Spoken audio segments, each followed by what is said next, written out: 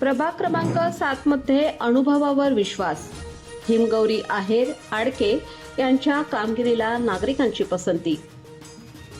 नाशिक महानगरपालिका सार्वत्रिक निवडणूक 2026च्या पार्श्वभूमीवर प्रभाग क्रमांक 7 मधील राजकीय हालचालींना वेग आला आहे. चारही उमेदवारांच्या प्रचाराचा तिसरा दिवस उत्साहात पार पडला असून या प्रभागात यापूर्वी केलेल्या सामाजिक व विकास कामांचा ठसा नागरिकांच्या मनात स्पष्टपणे दिसून येत आहे. प्रभाग क्रमांक 7 मधून उमेदवार असलेल्या हिमगौरी आहेर आडके या प्रत्यक्ष मैदानात उतरून घराघरात भेटी देत मतदारांशी संवाद साधत आहेत. प्रचारादरम्यान ठिकठिकाणी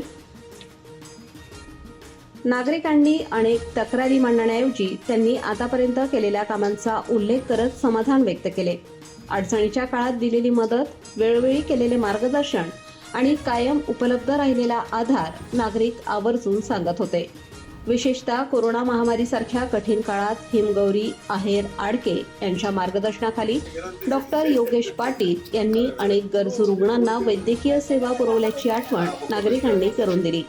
उपचार, योग्य मार्गदर्शन आणि मानसिक आधार देण्याचे कार्य त्या काळात प्रभावीपणे करण्यात आले, असे मत नागरिकांनी व्यक्त केले.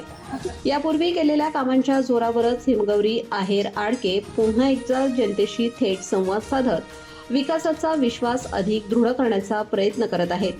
प्रभाग क्रमांक 7 मधील ही निवडणूक चुरशीची ठरण्याची शक्यता असून अनुभवाधिष्ठित आणि विश्वासार्ह नेतृत्वालाच नागरिकांची पसंती असल्याचे चित्र सध्या दिसून येत आहे.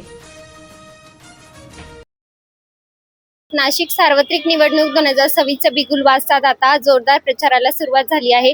अनेक प्रभागांमधून सर्वच उमेदवार आपापला प्रचार करत आहेत आणि आपण आलो आहे प्रभाग क्रमांक 7 मध्ये. प्रभाग क्रमांक 7 मधील चारही उमेदवार या पॅनलमध्ये उभे असल्याने त्यांनी आधीच सामाजिक कार्य केले आहे आणि आता आपल्यासोबत हिमगौरी आहेर आडके ताईंचे काही उमेदवार आहेत आणि आपल्यासोबत काही नागरिक देखील आहेत. आणि त्या जेव्हा स्थायी समिती अध्यक्ष होत्या तेव्हा देखील त्यांनी अनेक चांगले कार्य केले आहेत. तर आपण नागरिकांकडून जाणून घेऊया की त्यांना अजून कार्याची काय अपेक्षा आहे. मी मृणालिनी धामणे, माझं गीतांजली सोसायटीत मी राहते, वाघुर्जी शाळेजवळ. मला हिमगौरी ताईंबद्दल सांगण्याचा अनुभव असा आहे की आम्ही कुत्र्यांची कंप्लेंट केली होती, तर मनीषा ताईंनी लगेच हिमगौरी ताईंशी बोलून त्या कुत्र्यांचा बंदोबस्त केला.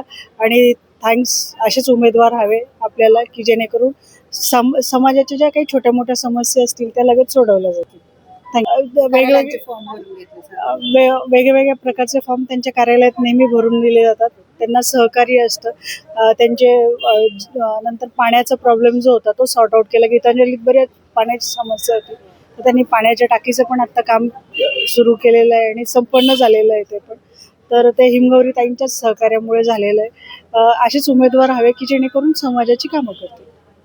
नक्कीच आता आपण नागरिकांकडनं माहिती जाणूनच घेतली की त्यांच्या काय समस्या होत्या, मात्र समस्या सांगण्याऐवजी त्यांनी निराकरण सांगितलंय की हिमगौरी ताईंनी याआधी काय काय कार्य केली आहे, त्यांच्या काय समस्या सोडवल्या आहेत आणि त्यांच्या कोणते प्रश्न होते ते मार्गी देखील लावले आहेत.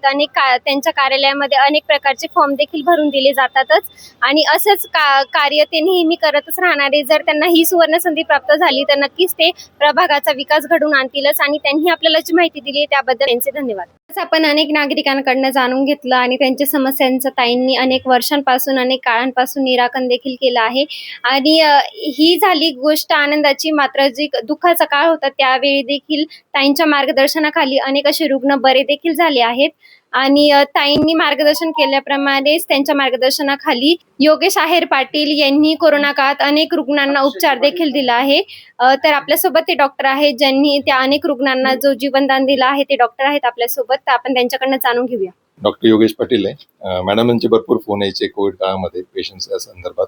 मॅडम बऱ्यापैकी ऍक्टिव्ह आहे आमच्या वॉर्डमध्ये आणि आमच्या वॉर्डमधून बऱ्यापैकी मॅडमला सपोर्ट राहणार आहे डेफिनेटली. काही गोष्टी छोट्या मोठ्या गोष्टी असल्या की मॅडम तत्काळ आम्हाला मदत करतात. भरपूर क्रिटिकल पेशंट होते, मॅडमांचे भरपूर फोन यायचे आणि भरपूर आम्ही कन्सेशन आणि एकदम वाजिब दरामध्ये आम्ही काम केलेलं आहे. त्यामुळे मॅडमचा भरपूर सपोर्ट राहील आम्हाला. आम्ही पण देतो मॅडमांना सपोर्ट. नक्कीच ताईंच्या मार्गदर्शनाखाली डॉक्टर सरांनी अनेक असे चांगले कार्य केलेले आहेत आणि कोरोना काळात अनेक रुग्णांना उपचार देण्याचं देखील काम केलं आहे. ताई असो किंवा सर असो, त्यांनी अनेक वर्षांपासून अनेक काळापासून चांगलं काम केलं आहे आणि त्यांनी आपल्याला जी माहिती दिली त्याबद्दल त्यांचे धन्यवाद.